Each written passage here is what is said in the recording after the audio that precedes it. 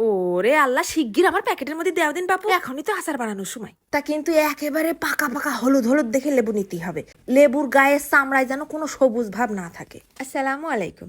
অনেকে আমারে কমেন্ট করে, ও বুই এই রেসিপি দাও, ওই রেসিপি দাও। তা আমি কিন্তু সব সময় চেষ্টা করি যেটা যখন সিজন, যেটা সহজে সস্তায় পাওয়া যায়, বাজারে ঢুকেই কল্লাটা এই ঘাড়েতে ওই ঘাড় মোড় দিলেই খুঁজে পাওয়া যাবে, সেইরাম রেসিপি দিতে, যেন সবাই একটু বানায় খেয়ে দেখতে পারে। হলুদ হলুদ পাকা পাকা দেখে 10টা লেবু কিনে নিয়ে আসি 10 টাকা দিয়ে, ভালো করে পানি দিয়ে ধুয়ে নিচ্ছি। গায়ে যে কত ময়লা, বাবারে বাবা। এবার ফুটন্ত টক বগে গরম পানির মধ্যে লেবুগুলো ছেড়ে দিলাম, বেশি না 5টা মিনিট জাল করে নেব। তারপর চুলোর জালটা বন্ধ করে 15 মিনিটের জন্য লেবুগুলো আবার সেই পানিতে রেখে দেবো। তাতে ওই লেবুর মধ্যে তিতে মিতে যা আছে সব ওই গরম পানির সাথে ধুয়ে মুছে বেরোয় যাবে না। এই বছর মেয়েটারে নিশ্চিন্ত মনে আম খাওয়াইছি। আমাদের কি আর গাছ আছে কদিনই, কিনে খাওয়া ছাড়া কনে পাবো? রাজশাহী আম ভান্ডার থেকে আম পাঠাই দিয়েছে, গাছের তে পাড়েই একেবারে ডাসা ডাসা শক্ত শক্ত আম। তা তোমরা চাইলে তোমাদের ঘরেও কিন্তু 120 টাকায় আম পৌঁছায় যাবে না। তা কিন্তু 10% পেমেন্ট করে অর্ডার কনফার্ম করতে হবে। আম হবে একেবারে প্রিমিয়াম সাইজের, সাইডেই 1 কেজি।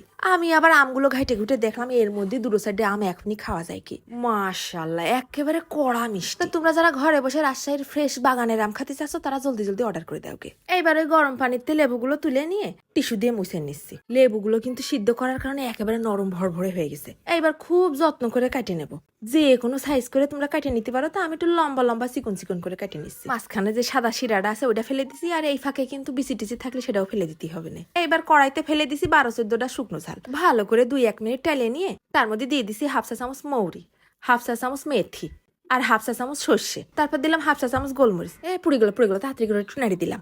তারপর দিয়ে দিছি 10-12টা লবঙ্গ, ভালো করে নাড়াচাড়া করে ভাজা হয়ে আসলি শিলপাটায় নিয়ে নিছি। এবার খুব ফাইন করে গুঁড়ো করে নেব। শুকনো ঝালটা একেবারে নিপিস করার দরকার নেই, ঝালটা একটু তাগায় তাগায় থাকলে ফাইন লাগবে না দেখতে।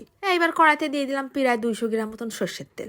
আচারে একটু তেল বেশি না দিলে হয়। তেল গরম হলে দিয়ে দিলাম 4-5টা শুকনো ঝাল আর 1/2 চা চামচের মতন কালো জিরে। ভাজে নিয়ে তার মধ্যে লেবুগুলো ছেড়ে দিছি। লেবুগুলো কিন্তু নাড়ে ছেড়ে ভালো করে ভাজা ভাজা করে নিতে হবে না, একেবারে যেন গাঢ় পানিটা শুকোয় আসে। এবার দিলাম খানিকটা নুন আর 1/2 চা চামচ হলদির গুঁড়ো। এগুলো সব সুন্দর করে একসাথে মিশাই নিচ্ছি। মিশানো হলে দিয়ে দিলাম ওই গুঁড়ো মশলাটুক। এই মশলাটুক এই পর্যায়ে সব একসাথে ভালো করে আবার নাড়ি ছেড়ে মিশাই নেব। তারপর দড়ই যাই আবার 4-5 কোয়া তেঁতুল নিয়ে এসে ছেড়ে দিলাম এর মধ্যে। ওই তেঁতুলের উপরেই 2 টেবিল চামচ ভরে ভরে চিনি দিয়ে দিছি। চিনিটাও গলে যাবে না, চিনির রসে তেঁতুলটাও গলে যাবে না। এবার সব সুন্দর করে ফাইন করে মিশাই নেব। ভাজতে ভাজতে চিনিটাও একেবারে শুকোই নেব। ও মা, তেঁতুল দেওয়ার কারণে দেখি নুনটা কমে গেছে, তাই আরো খানিকটা নুন দিয়ে দিলাম। নুনটা ভালো করে মিশে আসলি 1 কাপের 4 ভাগের 1 ভাগ ভিনেগার দিয়ে দিছি। আচার কিন্তু রান্তি রান্তি চাইকে দেখতে হয় আর ঝাল নুন ব্যালেন্স করতে হয়। কি যে একটা ঘিরান ছাড়িছে রে বাপু, কি কব, কি মজা হইছে। সত্যি আমার মেলা খুশি লাগতেছে। লেবুর এবার কত দাম বাড়বি বাড়, সারা বছর ধরে লেবু খাবো। আচার বানায় খিচুড়ি জানতে ফেলিছি, দেরি সহ্য হয় নাকি? গরম গরম খিচুড়ির সাথে গরম গরম লেবুর আচার, মাশাআল্লাহ সেই টেস্টি। তো লেবুর খোসাগুলো কিন্তু এখনো নরম হয়নি, মাত্র বানাইছি না। 6-7 দিন তেলের মধ্যে চুবই রাখার পর একদম আমের খোসা যেরকম নরম হয়ে যাবে ওরম তুলতুলে হয়ে যাবে। এত মজা লাগিছে, টক মিষ্টি ঝাল আর লেবুর সাথে আচারি ফ্লেভারের কম্বিনেশন। মিথ্যে কথা কব না, হালকা তিতো তিতো ভাব আছে।